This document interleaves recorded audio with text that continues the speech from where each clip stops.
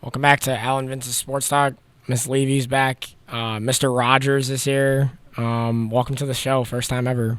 Hey, good morning, Al. Good morning, Vince. Good morning, Miss Levy. Thanks for having me on the podcast this morning. I'm really looking forward to it. I was just saying off the air that it is really great to be here at Westfield Technical Academy and be part of the Superintendent Spotlight weekly radio show. But I'm really, really excited about being on your podcast this morning. Yeah, we're appreciating you taking your time out of your day. So, thank you. It's nice to have new guests on. That's one thing that we've been trying to do with the sports talk since last year. Is kind of just me and Al chit chatting. So it's nice to get other minds as well. Yeah, and I want to shout you out, both of you out for doing that, because I think you've come a long way in that regard. It's been nice to see some of the podcasts online with SRO Turgeon, Miss Levy, among your other guests. So I'm really honored to be here today. Thank you, gentlemen. Of course. So Vince, where do you want to get started? I'd say we talk a little bit NBA. I know Okay. we got a couple games going around, All-Star, and trade deadline coming up. Okay.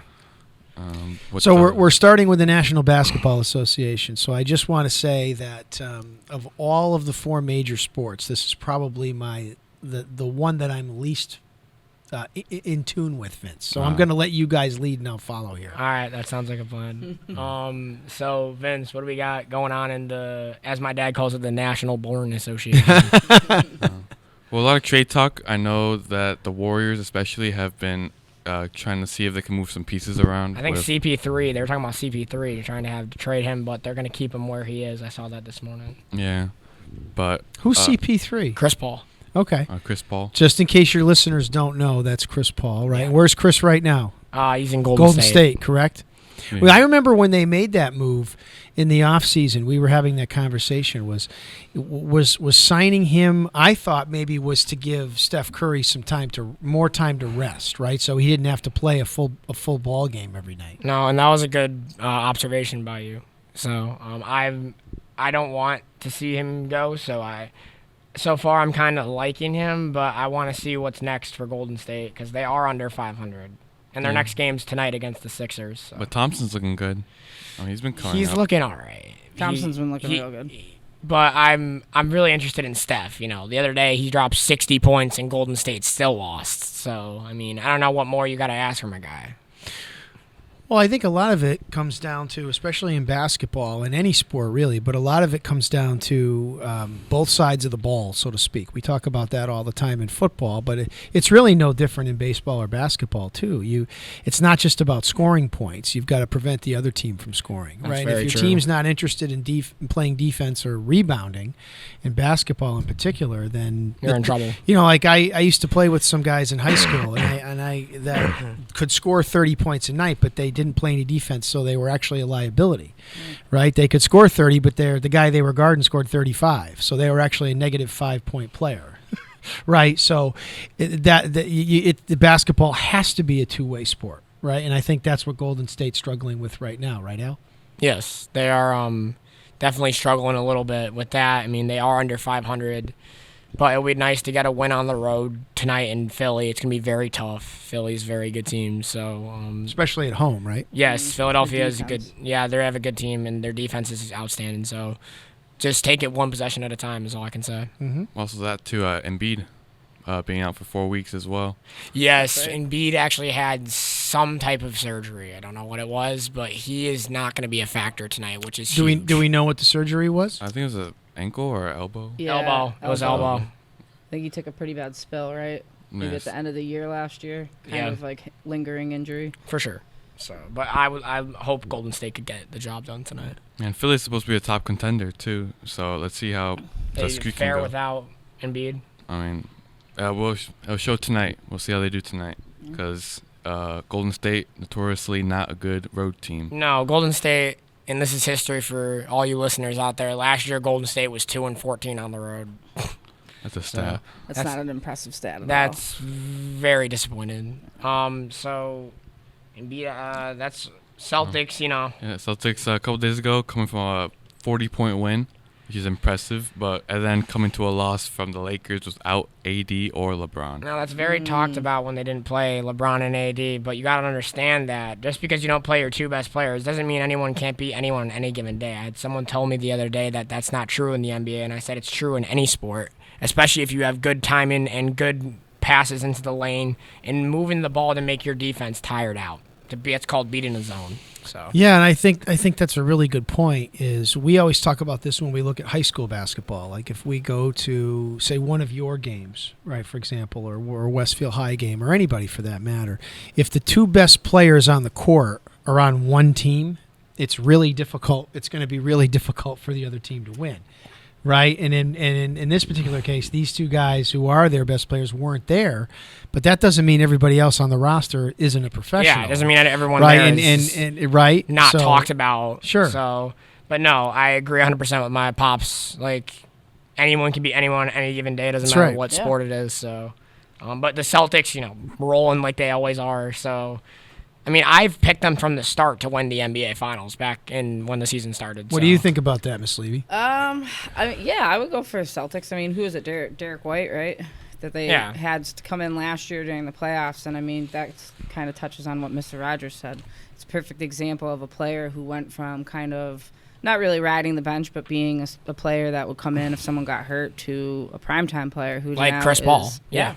You got to give them a little time to shine, right? And if you give them a little time to shine, they get the points in and you let them play. Because how are you going to give a guy a chance when you don't even give him the chance? Exactly. Riding the bench isn't exactly beneficial to a lot of these teams, especially when you have a lot of superstars, but then they have to balance making everybody happy. So I can imagine it's a handful.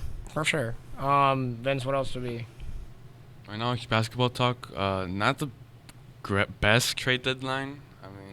There's not really any moves going around. Well, the Knicks made some moves prior to the deadline. Yeah, prior to the deadline. Right. And there's not any contracts about to expire or guys moving around. And the Celtics may be the best team right now in the East. I would not count the Knicks out. The Knicks are on fire right now. Right. That's another thing we can talk about. Aren't the Knicks on aren't the Knicks on some 18-game win streak or something like that? They're on some. I don't think they're on an 18-game win streak. I wouldn't say 18. No, they've made some good moves. They've solidified their team. I think their vision that they've been really building for the last few years is starting to come to fruition.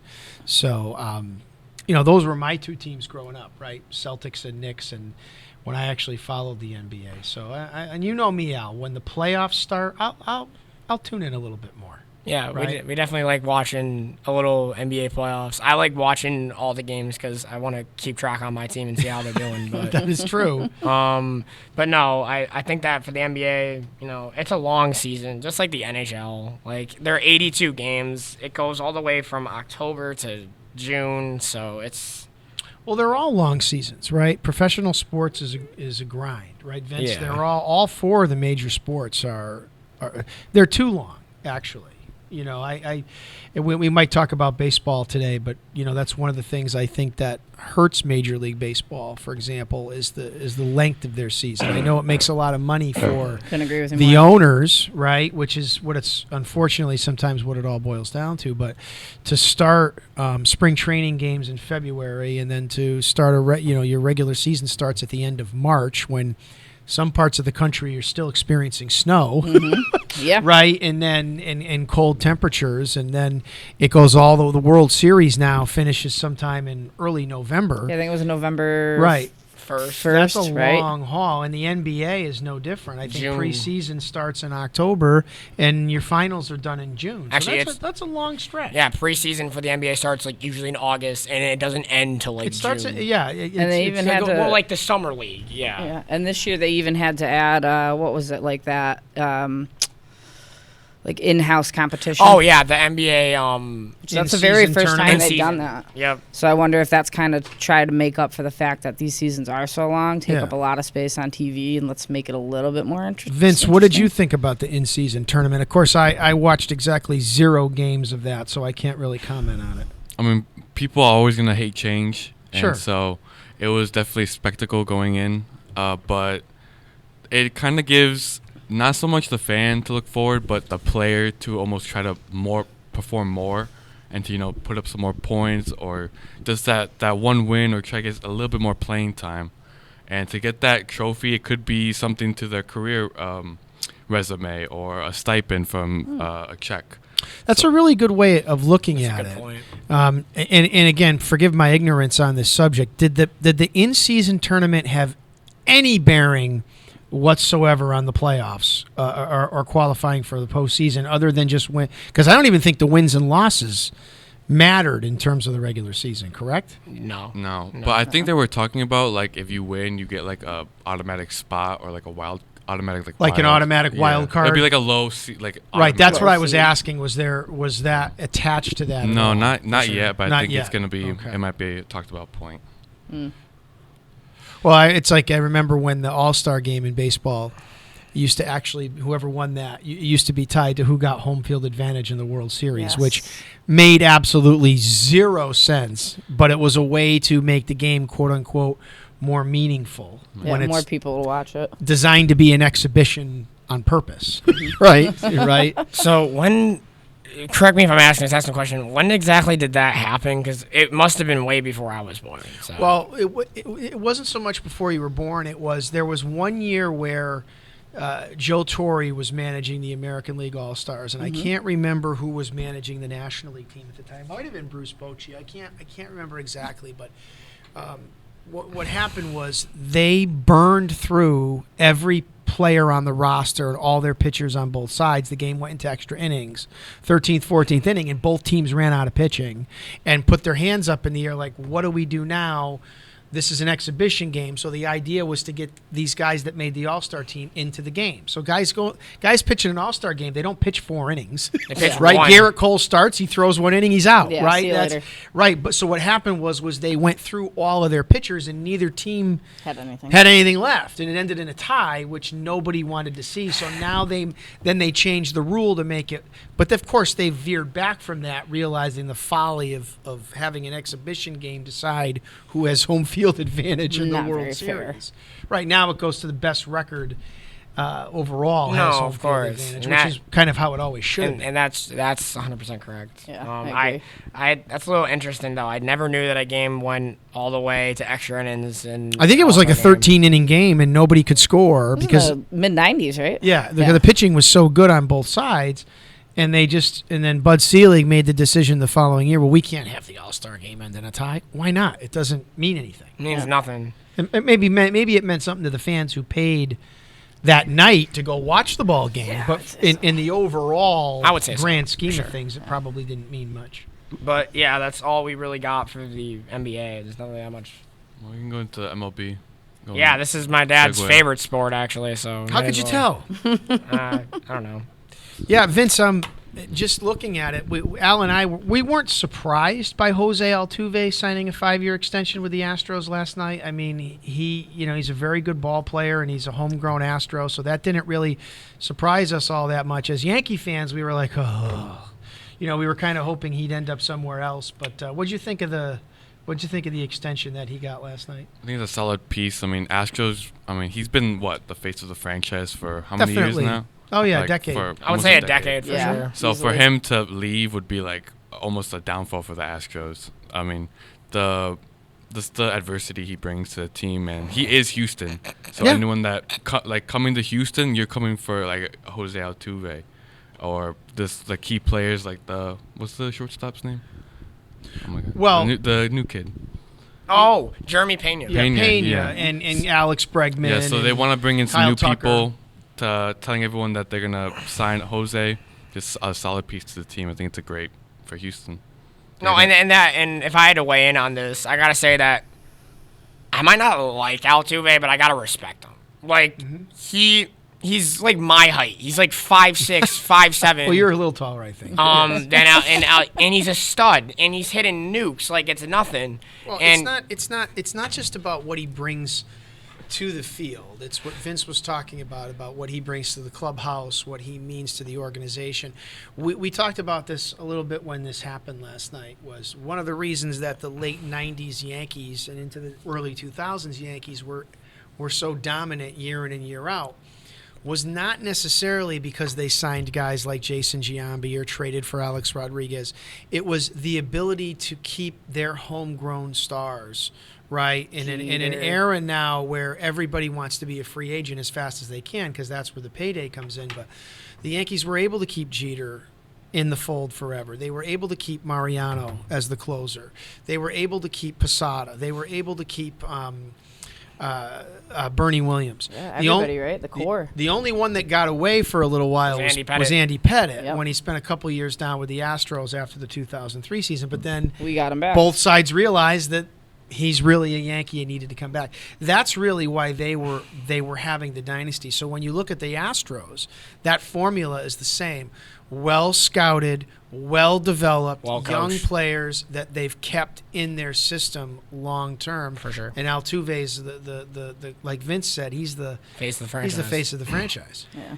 Now, personally, facing Altuve has been a real painkiller for a Yankee fan because he has owned us in a way that I can't describe.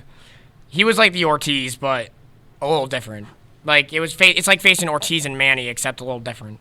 Now, personally, he is the face of the franchise. It's no doubt, and I wonder he's gonna get another title too eventually. Well, we don't know that. Listen. The difference, the thing, and I don't want to dominate the talk here, Vince, so I'll throw it to you. But the way everything in baseball is baseball is now becoming like the NBA. It's now becoming like hockey. It's becoming like the NFL, where everybody makes the playoffs now. Where in the past, you had to win your division to get to the postseason.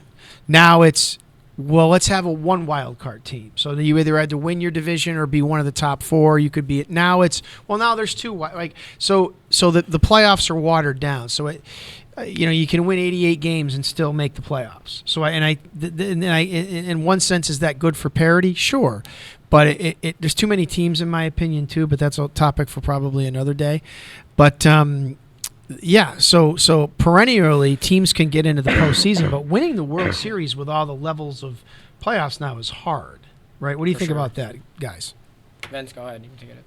I mean, I think with these new up and coming teams, like you couldn't say 2 years ago that you would see the Orioles in the deep in this playoff. 103 games last year. I know, so it's like they're a powerhouse.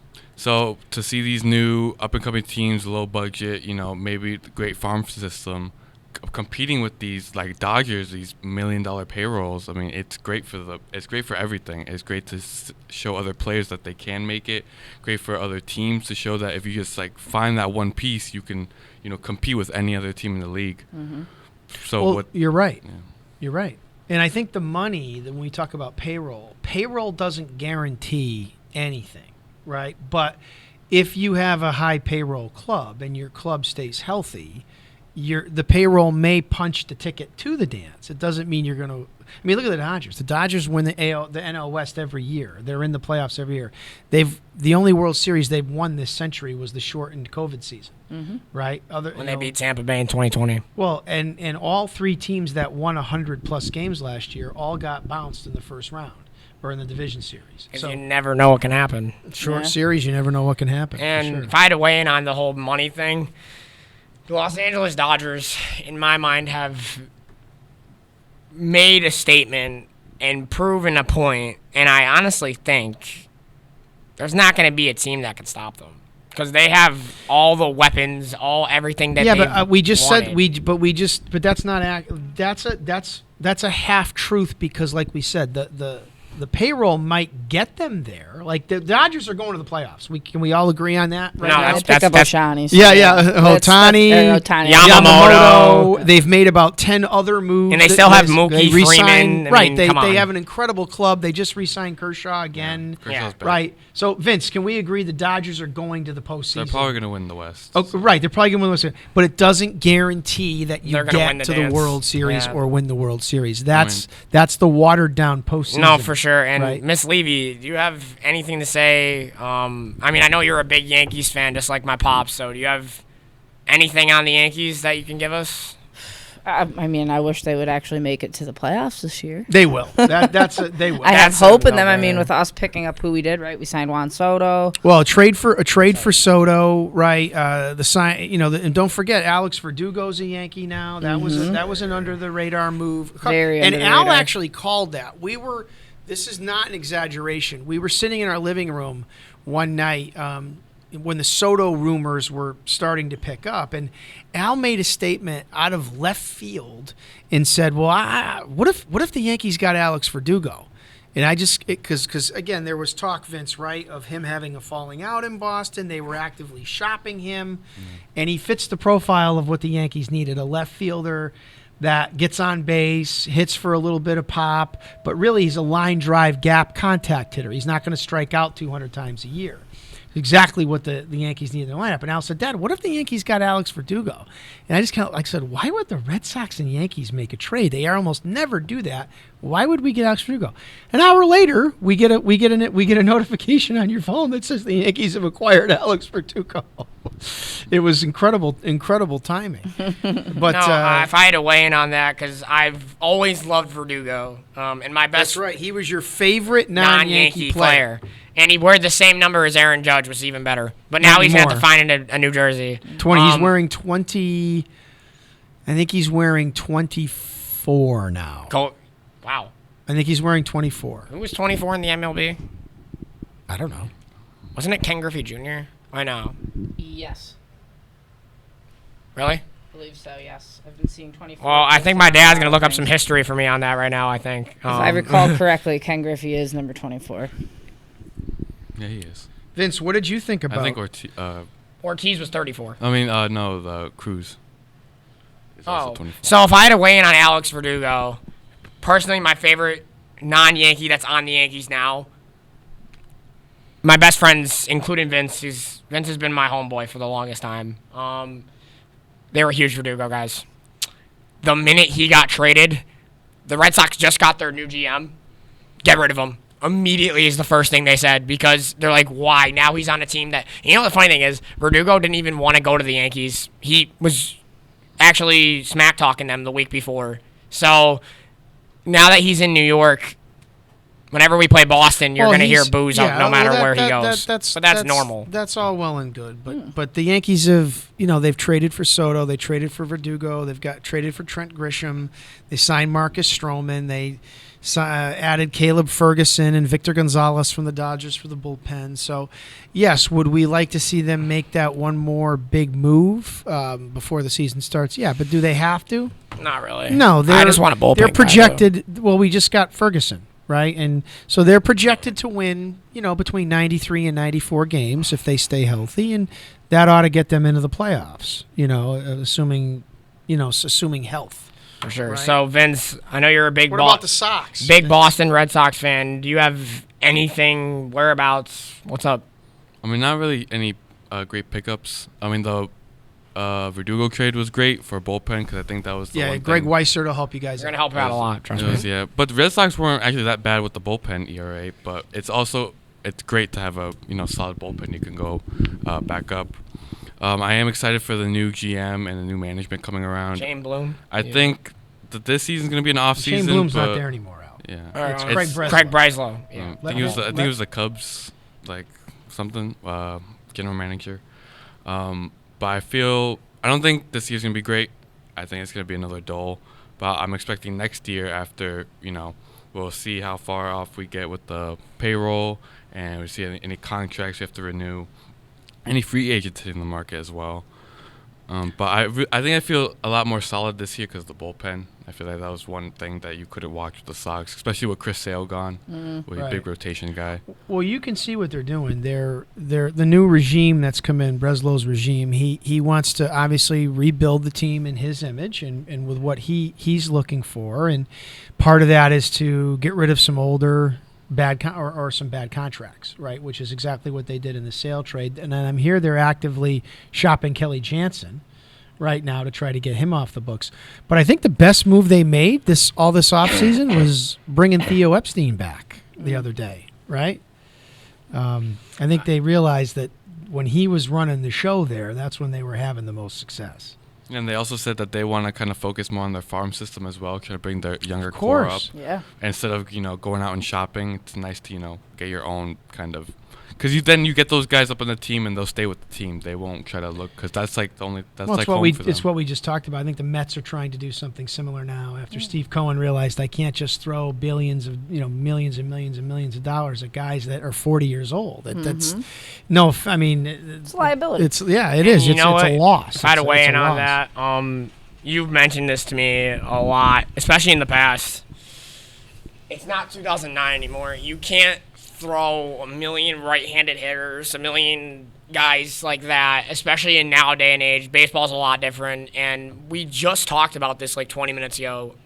The game has changed. The rules are different, and it's not like right-handed heavy. Like the fact that the Yankees went out and did what they did, and now with the Red Sox, with their whole farm system thing, that's a good point, Vince.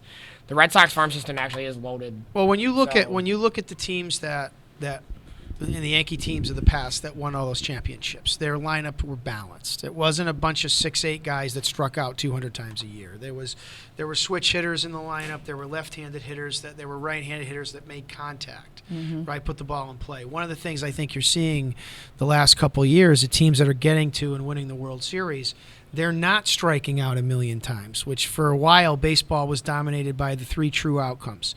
We want guys that hit for power. It's okay if you strike out. And walking is good too. And I love, me, I love when guys work counts and work walks. Walks are just as good as a single. Your job when you get to the plate is to get on first base. As a coach, I don't care how you get there. I really don't.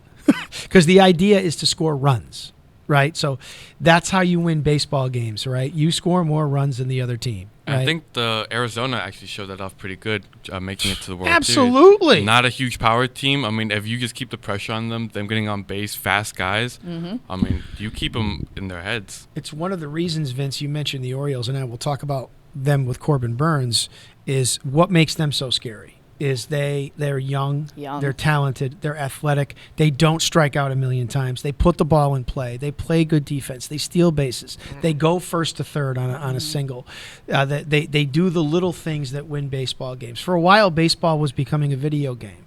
It was home run or bust, and I think teams are realizing now that you can't have a lineup full of guys that do nothing but hit home runs and strike out. You need that balance. And the Yankees are coming around to that. I think the Red Sox realize that now. They're making some adjustments. You have to do that with the farm system. The farm system has to be strong. Now that doesn't mean you hold on to every prospect you have either. Sometimes you need those guys to trade for a star to come in, like what the Yankees did with Soto. But you can't pay everybody $30 to $40 million a year to play for you. No, it's just not how the game works, especially nowadays and age. Yeah, I think Aaron Judge is 10 years and what was it? 9 years, $40 million a year. Yeah, right. He's set for life, and you think? Well, I would say I sure so. hope so. Yeah. He's personally my favorite Yankee ever. When he broke the record 2 years ago, that was the home run record. That was insane. But the key for the Yankees this year is if that guy can stay healthy, because he can't go down again. If he goes down, I don't want to say the Yankees are done for because they have other options now, but one guy we haven't really talked about is Giancarlo Stanton. What do you think's going to happen with Stanton? Well, the thing with you just mentioned, and we can veer off the Yankees and we can go back to the script here, Vince, too, but I think for any sport, any of these things that we're talking about, right, it's the best ability is availability. You've heard me say that a million times, and that's not just sports, that's life, right? That's showing up to work, doing the best that you can each and every day, and not every day is going to be pretty. Not every day is going to be perfect. There are going to be bumps in the road, no matter what your job is in life, no matter what you do. But in sports, the best ability is availability. It doesn't matter how good you are if you can't take the field, if you can't get on the court. Right, so I think when you look at the amount of injuries that take place, that makes a big difference. You can have the best lineup on paper, but if the guys can't actually get on the field, it's irrelevant. For sure. So, Vince, I think we covered everything with the MLB. No, I think we're. No, I don't think so. Well, Vince, do you have any? Oh, Bobby Witt Jr. Yes, I'll mention Bobby Witt. Ooh, and the A's turned into LV, and the A is no go. No, which I wanted to bring that up. You want to talk about that first? I just want to see what everybody's opinion is on all these teams trying to move over to Las Vegas. I get it. The market's probably huge. I mean, a seat in that new stadium for football is about $500 a piece, and that's for playing against the Giants, who we both know don't have a stellar record. But I just want to see what everybody's opinion is on these sports teams moving from these homes that they've had for years to all of a sudden this new upcoming stadium where they think it might be more popular for them. For sure. Dad, what do you got on that? Well, franchises move, right? There are very few.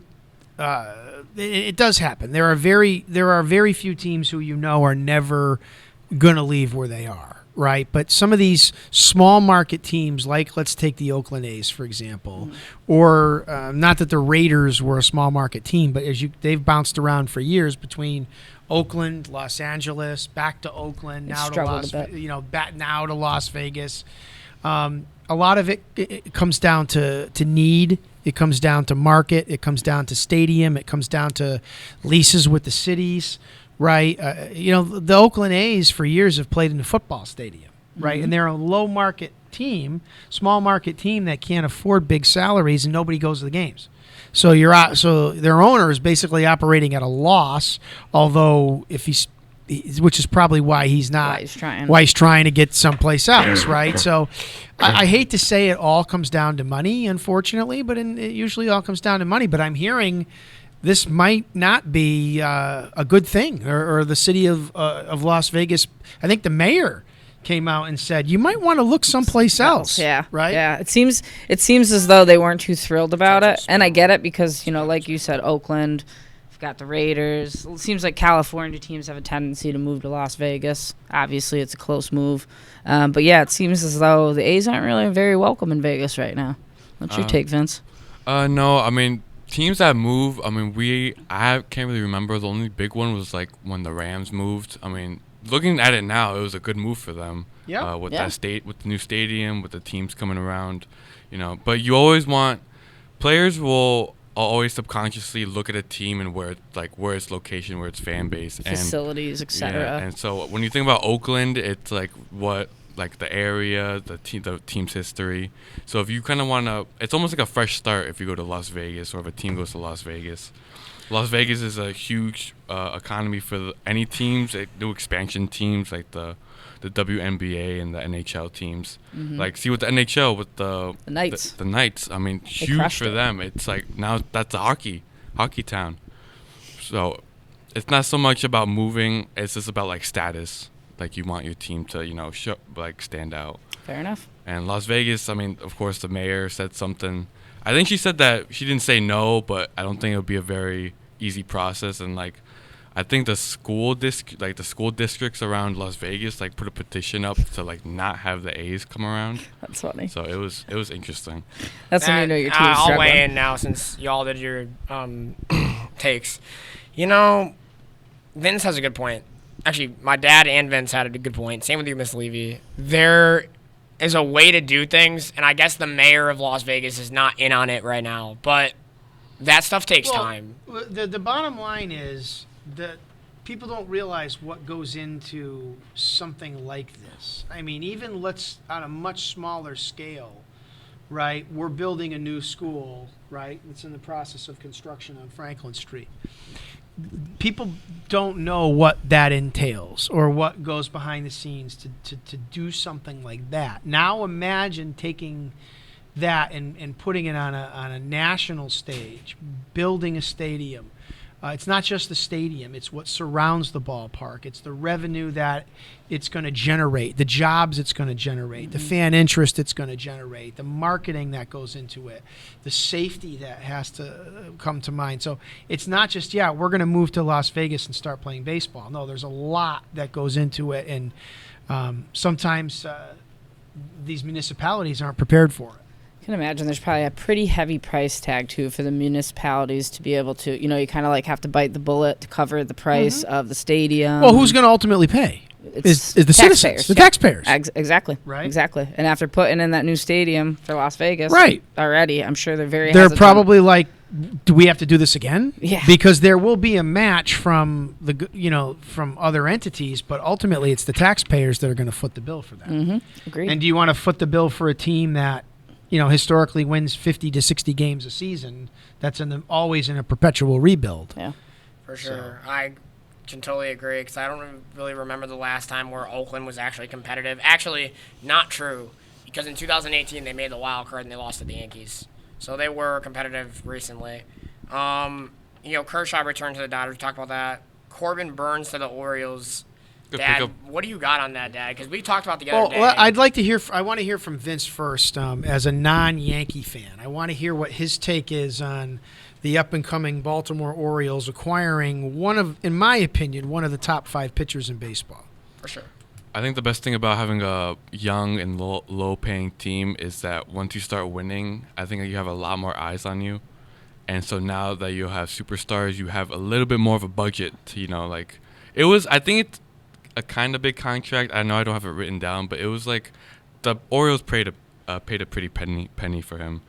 But it's like well-deserved. It was a trade with Milwaukee, and they gave up some decent prospects, but not your top tier to take for 1 year of Burns. Now, Burns is a Scott Boras client, so he'll play his 1 year in Baltimore, then he'll hit the open market to try to get what, the thing. But I think one of the part and parcel of this is the Orioles just got sold from the Angelos family to a group of other investors. That's going to be really good for the Orioles, because now they have the farm system, and now they're going to have an ownership group that's willing to spend money. So they're going to be tough. Yeah. Really tough. Yeah, that's forward. A young, strong team with financial backing. So I think the Burns trade, Al, to answer your question, do I see the Orioles winning 103 games again this year? No, I don't, because the difference is now they're not the little engine that could, like last year. Oh, look at the Orioles! Wow, the Orioles are supposed. This year they're going to have a bullseye on them. They're the American League East champs. They won 103 games last year. They just added Corbin Burns. People aren't going to be surprised by them anymore. So, and some of those guys that had just incredible years last year could have a little bit of regression this year. Pressure's on. I was literally about to say that, and not that I'm worried about Baltimore, but out of everybody in our division, the AL East is the toughest division in the MLB. It's no doubt, close. No question. End of story. And it's been like that for years and years and decades and decades. So the Orioles still have the best talent in our division, though. Like, they're young, they're hungry, and they're ready. And eventually it's going to be their time. I have some weird feeling.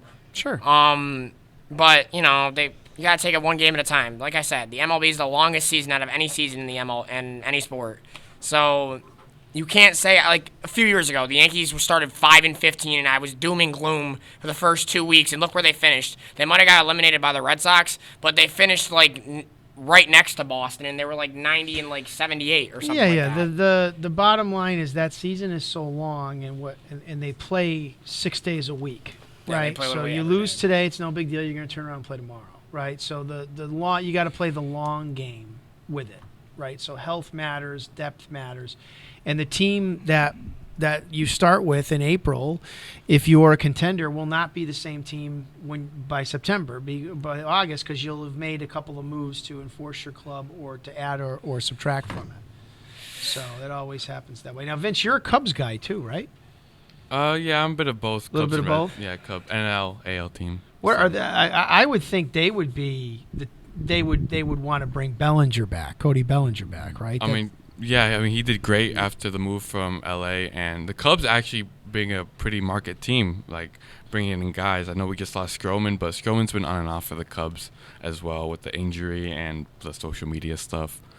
But now he's a Yankee, and I honestly can't believe that. I was like, I'm not that. Like, I talked to my dad about this 2 weeks ago, and Miss Levy, I wonder if I want to get your take on this too. I'm not excited about it, but I'm gonna give him a chance. Like, but of course, he's can't really pull, good. I mean, he can't pull the social media stuff. Though. He's not going. He's not going to. The first, when you play for the Yankees, aren't gonna let that happen. It's different. This is not playing for the Mets. This is not playing for the Cubs. And no offense, This is not playing for the Red Sox, no offense.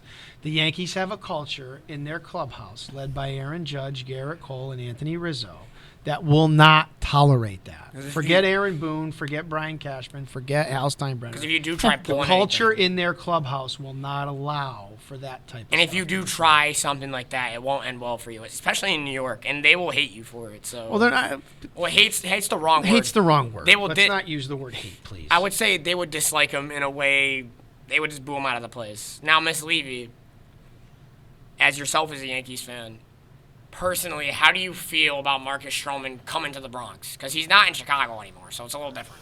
I mean, I think it's fair that everybody deserves a chance, right? So you kind of can't like judge him right off the bat. Give him a chance, see how he does. I agree with your father, Mr. Rogers, when he said that the Yankees, their structure will not support that type of behavior.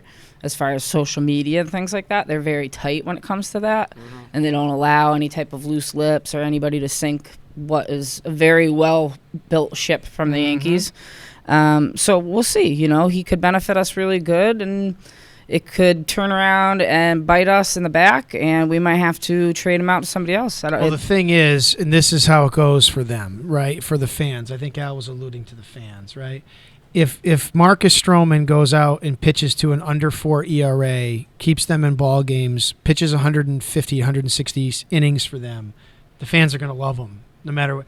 If he goes out there and doesn't pitch well, it doesn't matter what he does on social media or not. Yeah. Right? It's true. Okay, I'll give you that. Right. That's about performance. That's right. And speaking of that, Vince, you guys got on here. Bobby Witt Jr. signed an extension with the Royals yesterday, huh?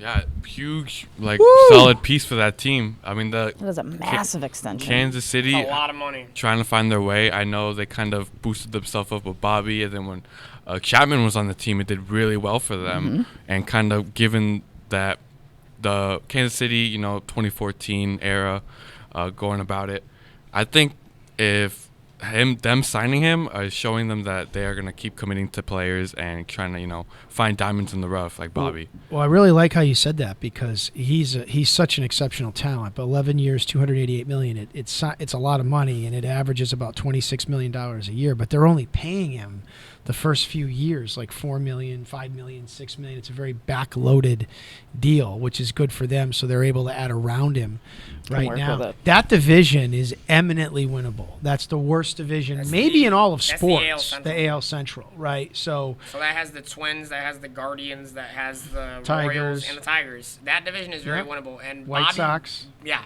Bobby Witt Jr.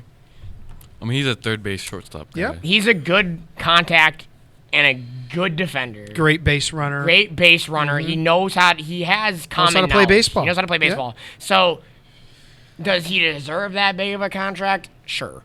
Well, hold on. Remember, when we talk about baseball, football, basketball, hockey contracts, deserve is a weird word because it's not about necessarily what someone quote unquote deserves. It's what the market will bear. Right? There's a price that has to be paid for certain free agents or certain people to extend on your rosters because that's what the market bears. Right? It's a supply and demand concept for economics. And then will they produce?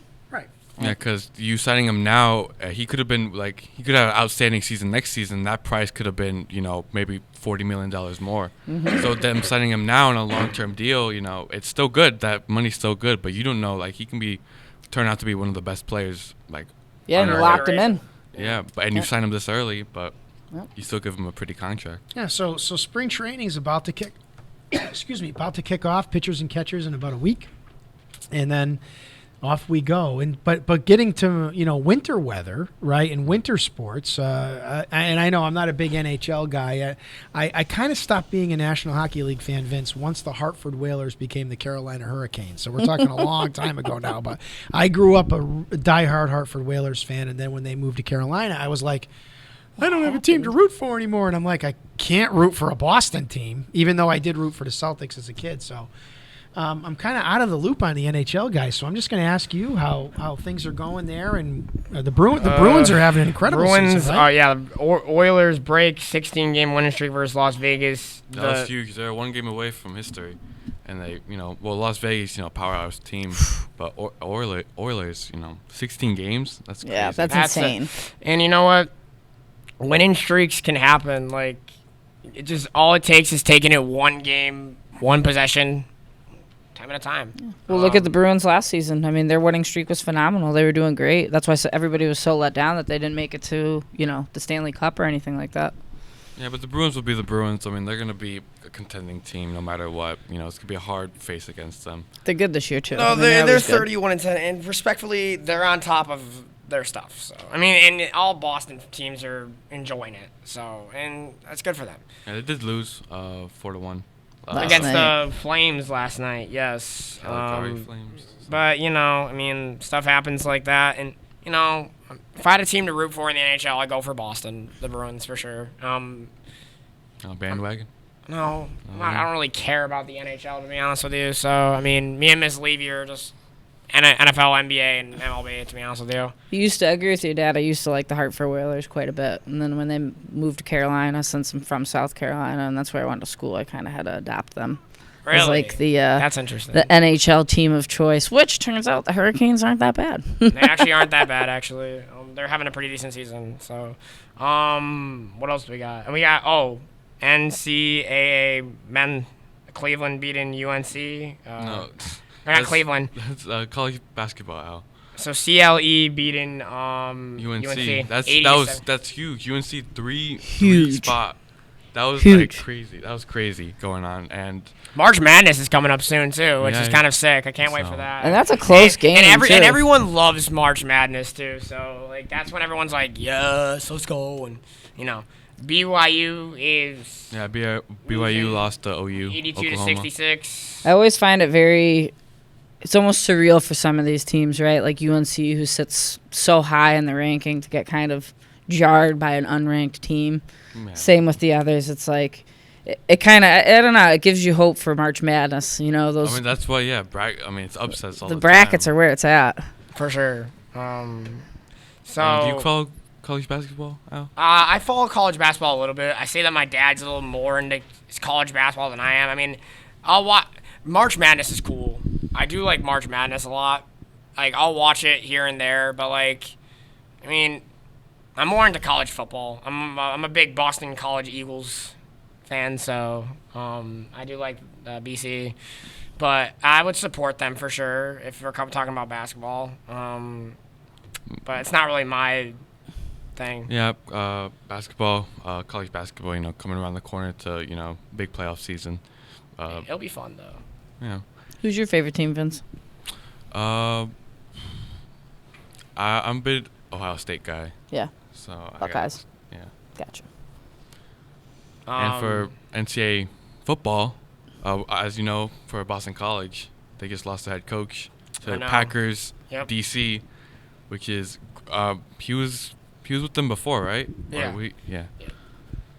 Seems like Packers, after that good playoff run, could be a team that coaches are looking for, players are looking for. I agree with you. They had, I think they shocked a lot of people by making it that far and being that dominant.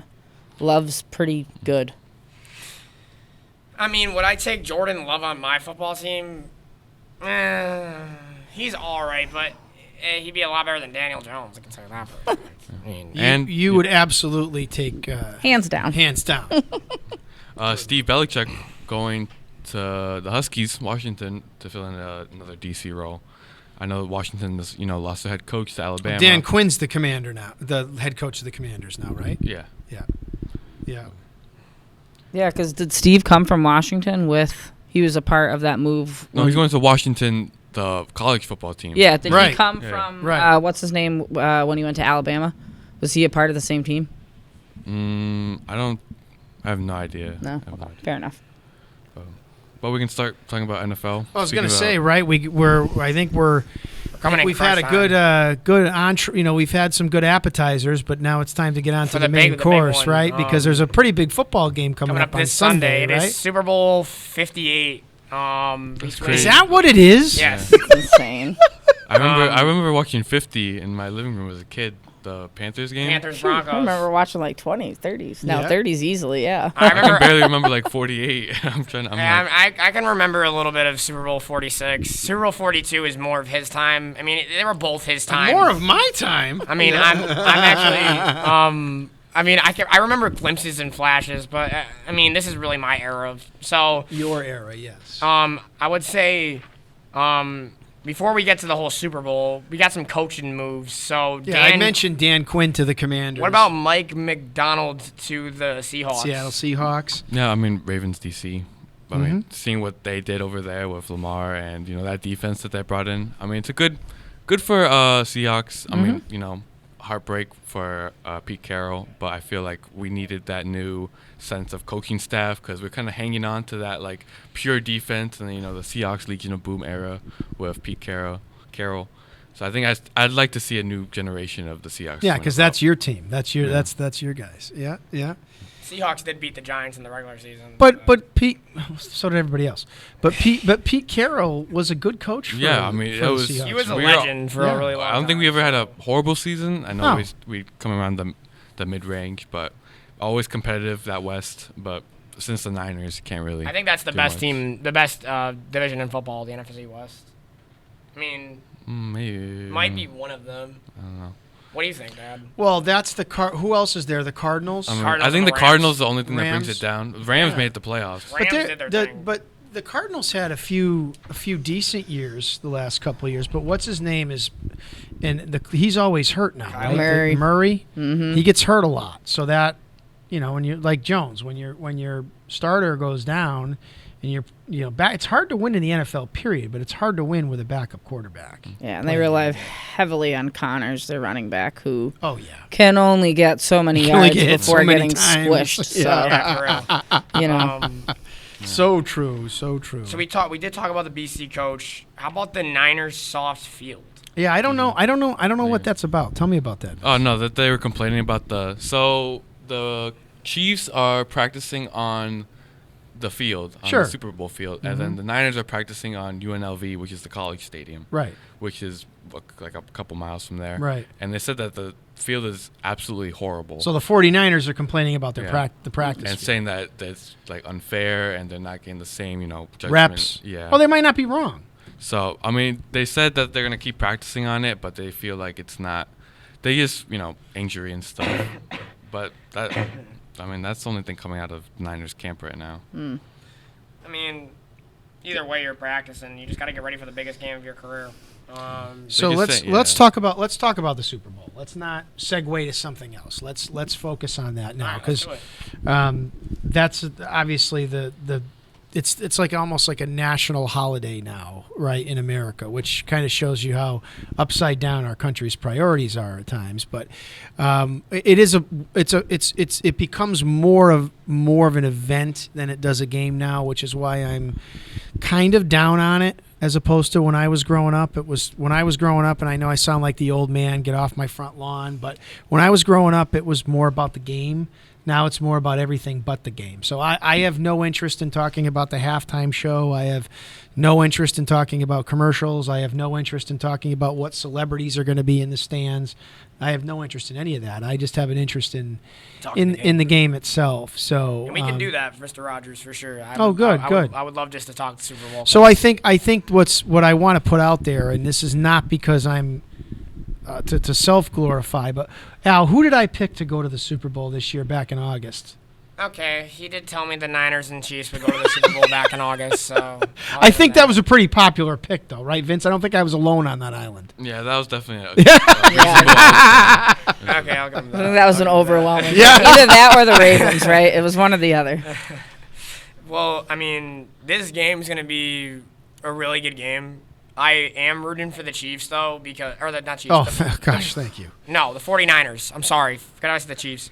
I cannot take the Chiefs. Well, I think I don't know if it's not being able to take the Chiefs. I think the Chiefs are what the Patriots used to be, and we were talking about the Yankees earlier. What the Yankees used to be in the 90s and early 2000s was because they win so much, right, that you want to root against them. right? Think of the Patriots. Like that's like the greatest run in NFL history, right? 24 or 25 year dynasty, right? Dominant dynasties. How many Super Bowls do they win, Vince? 6. Patriots? 6? Right? How many AFC championship games were they in? I don't know. I don't know the number, but I would go with like 30 or 35. how could they have been in 30? How? Well, in 25 years? Wait. Do the math. Wait, No, that's they weren't crazy. there every year. It was probably I'd say like 12 to 15 12, easily. 12, right? So I they. don't know where I got 30 from. I don't know either, but they won. They won how many rings? 6 championships, right? They probably got Vince. They probably got to what? Maybe like Miss Levy said, maybe 10 AFC title games, or maybe less. They lost. Don't forget, they lost 2 Super Bowls, right? Giants or 3 Super Bowls. They lost 3. Giants and the Eagles. Right. They lost 2 to the Giants and 1 to the Eagles, right? So the Chiefs are kind of that team now, right? Where unless you're a Kansas City fan, you're probably rooting for San Francisco, Yep. right? I could be wrong in that estimation. I want San Fran to win for 2 reasons. One, I don't really like the Chiefs because he just narrowed it down. Yeah, but you're a big Patrick Mahomes guy. You like Patrick I do Mahomes. like Patrick Mahomes though. He's a beast. He's the best quarterback in the league. It's not even close. But it's not his time. It's Brock Purdy. It's Mr. They call him Mr. Irrelevant. It's gonna be Mr. Relevant after this Sunday because it's his time. He's a big time Christian too, which I love that. Which makes my heart happy. But let me just ask this to piggyback that. You just mentioned, Al, Mr. Irrelevant. So for our listeners tuning in, what does that mean, guys? When someone in the NFL is called Mr. Irrelevant, what does that mean? Well, it means that you're not really that popular, and you were a third-string quarterback that came to this time, and now you're at the big stage in the Super Bowl. But that's not. But he that's was drafted not it. last. He was drafted last, and on in the back draft of his class. shirt, it even said "Mr. Irrelevant." So he has that jersey. That is says horrible. Yeah. That is horrible. Right. I can't believe they even did that. I know. Yeah, that's when pretty they bad. did Who that, gets I was drafted blown away. last? But you know what though? The funny thing about the NFL draft is when it comes and goes, and those guys get picked. The very next day, teams start signing undrafted free agents. Yep. So he's not it's really- yeah. it's yeah. But But look how that's we the, ended up with Eli. Same thing. Well, not undrafted free agent, but we stole him.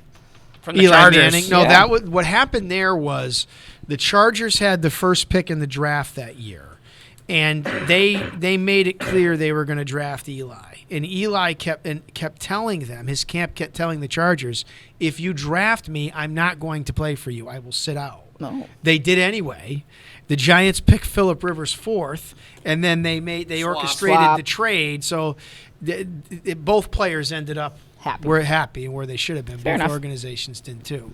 But the larger point is that Mr. Irrelevant, like Miss Levy said, that's a tag that's given to the person that's drafted last in the NFL draft every year. So he's got a chance to.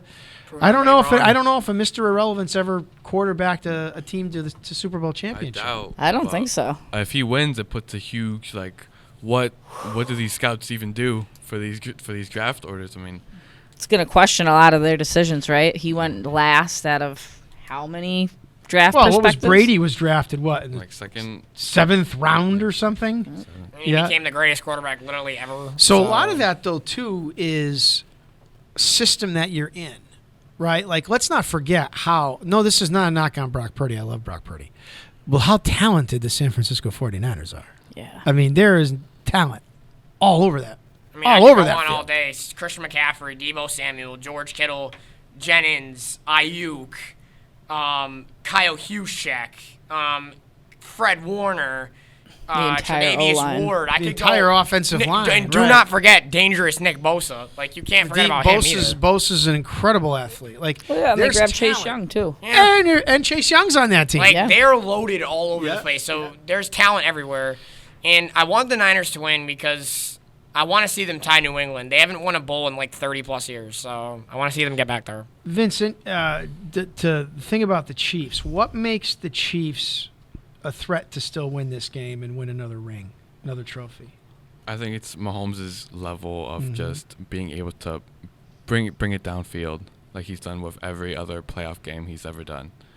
Both these teams, you saw what they did, the Niners did the game before where they just came from behind. Sure. And with the Chiefs have been doing that. So you're never going to count out after the half. And I think Patrick Mahomes is one of the greatest to ever do that. Yeah, I think Patrick Mahomes, that grit that he has, I'm not saying that the San Francisco 49ers do not have that grit, but like Vince said, he's a different type of individual when it comes to being a quarterback. I mean, that boy can throw sidearm. Mm-hmm. It's unbelievable. It's almost like he makes the ball curve like the Matrix. Like, it's very, very bizarre. And when you've got that O-line protecting him the way that they do, and it's as phenomenal as it is, and then he's got Travis Kelce out there just waiting, and Rashid Rice. I mean, and Isaiah Pacheco, he's got some weapons for sure. They're a good team. And let's not forget, and you've heard me say this many times, Al, that experience matters. Right? Mm-hmm. That these teams that have been there before, not that the 49ers haven't, but the Chiefs are well coached. I mean, Andy Reid and his staff are phenomenal. He's a legend. And they have Steve Spagnuolo too. Yeah, they have the experience. They've been there and done that, and San Francisco does too. But when we were watching the game, the AFC Championship game against the Ravens, I kept saying to you, the reason why the Chiefs are going to win this game is experience. That's and until Lamar Jackson couldn't win the big game. Well, until Lamar Jackson wins the big game, he'll be told he can't win the big game, which it's like a perpetual cycle, right? Chicken and egg, what comes first? Yep. So eventually Lamar Jackson will break through and he'll get to a Super Bowl. But right now, you got the two best teams in the league, in my opinion, are playing in the game, and that's what you want. Yeah, I mean, that's what you want. Chiefs are now labeled a dynasty, Yeah. So it's not really you can't really fault anyone for not winning against them. Yeah. Exactly. And I don't think they're going to end anytime soon. I mean, as long as you've got Patrick Mahomes slinging that ball, we saw it with New England with Tom Brady. There's a good chance that they're going to keep going for a while, and they're not getting rid of them. It's the most important position in sports. If I had the NFL quarterback. If I had to compliment the Chiefs, people doubted them most of the season, and then they got back to the big dance. After they lost Tyreek Hill, everyone's like, "Oh, they're going on a downfall. Oh, here goes everything." But yet again, experience matters. So how about some game picks? Some Super Bowl game picks? Because unfortunately, guys, I'm going to have to sign off in about 5 minutes to get back to the office. Okay. So why don't we do some Super Bowl game picks? Miss Levy, why don't you kick us off? Ladies first. Oh, okay. Thank you, gentlemen. Appreciate it. I'm going to go with, as much as I don't like to say this, I think that the Kansas City Chiefs will win again. Okay. I think that the spotlight is going to be a little too hard and a little too bright, and it might jar them a little bit. And with that experience that the Kansas City Chiefs has from, like Vince said, coming back fourth quarter, not very phased. Patrick Mahomes doesn't get very nervous. If I had to put anything on it, it would be Kansas City personally. What do you got for if I had me asking, what do you got for a score?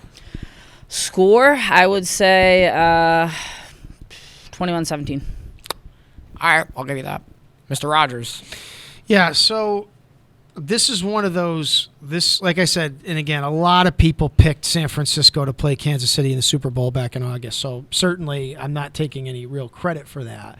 But as I look at the two teams, this is about as even of a Super Bowl match going in as I can remember, right, in my lifetime. I mean, when it's not like there's a heavy favorite here, okay? I think this is San Francisco's year. I think they've built up. They've had some of those recent NFC title game or Super Bowl losses. I think they're ready. I think Brock Purdy's going to show you what he's made of. I think that team has so much talent on the field. And it always comes down to who makes the least amount of mistakes in these types of games. And I could see San Francisco and the pressure that defensive line brings. I could see not necessarily even Mahomes turning the ball over, but I could see a big turnover late in that game that puts San Francisco in position to win. I say 49ers 27-24 on a field goal. That's going to be a one possession game without a doubt. Going to the last in fourth quarter. Okay. All right. Vince? Yeah, Vince, you can go before me, bro. I think due to history, I'm gonna take the Chiefs on this one. Mm-hmm. I think that P. Holmes is gonna. I think he's not gonna do as well as people think, but I think that the defense is gonna do great things with it. I think that Reed is gonna. The defense D line is gonna get to him. I think that Birdie's gonna be running around, and I see this going 31-34. Needs to be a high-scoring game, even though Chiefs are underdogs in this game. They are. So I think that's gonna be another chip on his shoulder. Which kind of wild. It is. I thought it wasn't. I thought it was gonna be, almost split down the middle, but it's kind of leaning towards the 49ers winning. Yep. So I think it's just another fuel to the fire. All right, it's all up to me now. Well, I don't know if it's all up to you, but you get the last pick. I do get the last pick. What you think, Al? I'm going with the 49ers. And I'm doing it because one of my best friends is a big 49ers fan too. So I want to see him celebrate. And I actually asked him a really funny question before I do my prediction. What are you going to do if the Niners do win the bowl this year? He said, nothing. And I'm like, nothing? I'm like, at least throw a party. I would throw a party if my I don't know if team he has won to the, throw a party, but I mean, at least celebrate with your dad at least. High five your dad. Yeah, exactly. Because his have dad, another hamburger or another chicken wing. Exactly. Right. No, for sure. So, but no. Do something special. Do something special. Because you're seeing your team win a bowl in your lifetime. That's Well, important. we've been fortunate enough to see the Giants. Well, I've been fortunate enough to see the Giants win 4 in my lifetime, but two in the last. I'll take 2. Yeah. So I'm picking Seahawks. Niners. You saw the Seahawks win, Vince. I saw him lose too. Yeah. Oh, the worst call in NFL history. That was just awful. hand the ball off to Marshawn Lynch. My God. The 1 yard pick. That was awful. So I'm picking the Niners. I'm gonna go with a high scoring game, 41-38. 41-38. Yeah. Good Lord. I don't know if it's going to be that. They got some good defenses. I hope they show up. I know. So I think it's gonna be a high scoring, and I think the Niners take it with a walk off field goal, and that crowd's gonna electrify. Where's the game in? Vegas. I think it's in Vegas. Yeah. Okay, so I got the Niners. I think both teams will travel well. I think there'll be fans from both squads. Yeah, this will be a for sure great Super Bowl, and everyone's living up to the hype. I mean, the Ravens obviously disappointed me. I wanted them to make it there because Zay Flowers, a wide receiver from BC, got drafted, and he had a really good year. Mm-hmm. But it just didn't go their way because, like my dad said, experience matters, and the Chiefs have been there before. They know how the atmosphere is. They know who's top dog. But this time I think Brock Purdy's going to prove his point. I do like Mahomes, but they're trying to see a little bit of a change. So let's see if Brock Purdy can pull off one of the biggest upsets in Super Bowl I don't think history. it'll be an upset. That's where you're wrong. He's this favored. is not an upset. Yeah, They're he's the favored. favorites. Yeah, if Right, Kansas City wins, that'll be the upset. But right, so it to me, it's not about upset. It's not. It's. I think what you're saying is, we talked about this about 10 minutes ago. Brock Purdy was Mr. Irrelevant. He was the third-string quarterback that won and became the 49ers starter. Who was the kid that they drafted that was supposed to be Trey Lance? And Trey then he got Lance, traded to the right? Cowboys. Trey Lance was supposed to be the future in San Francisco, and Brock Purdy literally took the job. And You got to remember, Trey Lance got hurt too. Yeah. So, Who but was no. the second string? Sam Darnold. Yeah. And don't forget, Jimmy Garoppolo had been there, right, prior, right? Yeah, when, Garoppolo lost the first Super Bowl to the Chiefs back in Right. 2020. But I think he started that Niners run. No, Yeah. he did. And you know what's funny? George Kittle said, I saw this on a little Instagram tweet the other day, we'll be back. That was from 2020. Look where they're at now. So it's a rematch a few years Rematch ago. from a few years ago. Guys, I just want to say thank you for the time this morning. Thank you for coming on. Yeah, I've enjoyed being a guest on the podcast. I'd love to do it again. Of course. How about we have you on? Yeah, we still got a handful more before our last one. Well, last why don't we plan on doing something? Maybe around opening day of the baseball season, right? That might be a good time to kick it off and do a whole, maybe a whole show on MLB and Maybe opening team day. breakdown. team by team breakdown. Yeah, That's actually a really opening good idea, day. Vince. I'd love to have you guys on again. Opening day is March 28th, so if you want to come on for March 28th, we can make that happen. Or sometime there in that ballpark. Sure. No, for sure. No pun intended. Thank you, Miss Levy, again for joining us. Of course. Thanks, Mr. Rogers. Thank you, Al. Thank you, Vince. And I hope everybody has a great day today, a safe week, and enjoy the Super Bowl. One more announcement. You want to do a little bit of local sports? Before we go, just want to say this one thing. Thanks for reminding me, Al. That we first of all we want to recognize the Westfield Technical Academy girls basketball team because they just had their senior night. I believe this Monday night, right? So congratulations to the girls and to the seniors that are finishing their high school career. And tomorrow night, did you want to add who they were? Or? Caitlin Hawley, Marissa Crepo, Alyssa Slack. Am I missing anybody else? Ava Cree, I think is her last name. And then the last one is... Listen to anybody else. I don't think I missed. No, that's everybody. Well, congratulations to Coach Siglecki and the girls for finishing up this year in their career at Westfield Tech. And Westfield Tech's boys basketball team, senior night is tomorrow night. And I believe we have a couple of senior girls that are on the Miss Camp's cheerleading squad. Yeah, Maddie Bixby, Hannah Pelletier, and Callie Gibbons. Congratulations to the girls for finishing up their career. And in terms of boys basketball, Al, who are the two seniors on your team? Janelle Diaz-Perez and Al Rogers. And yourself, yes. So tomorrow night is going to be a nice celebration for the boys basketball and the girls cheerleading team in terms of senior night. So we're really looking forward to that. Who are we playing tomorrow night? We have McCann Technical High School. So we have. What time's our game start? 7 p.m. 7 p.m. Make sure to come out to Westfield Technical Academy if you want to hear my speech tomorrow night too. I was going to say that might be an added feature, but really come on out and enjoy senior night and the game. Okay. No, I would love to have Vince to have you there. No, I'll be there. Okay, I'm really glad. Thank you so much, guys, for coming on today. Absolutely, it's been our pleasure. Actually, you're very welcome. This was a really good show. So, and that's it for Alan Vince's Sports Talk. Have a great weekend, everybody. Take care, everyone. See ya.